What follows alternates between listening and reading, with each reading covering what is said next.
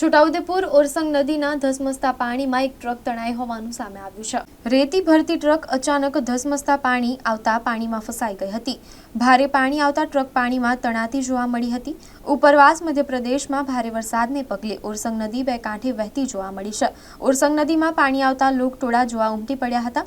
સિઝનમાં પહેલીવાર ઓરસંગ નદીમાં નવા નીર આવતા પ્રજામાં આનંદ જોવા મળ્યો હતો, જ્યારે અન્ય નાના મોટા વાહનો પણ તણાયા હોવાની આશંકા વ્યક્ત કરાઈ રહી છે.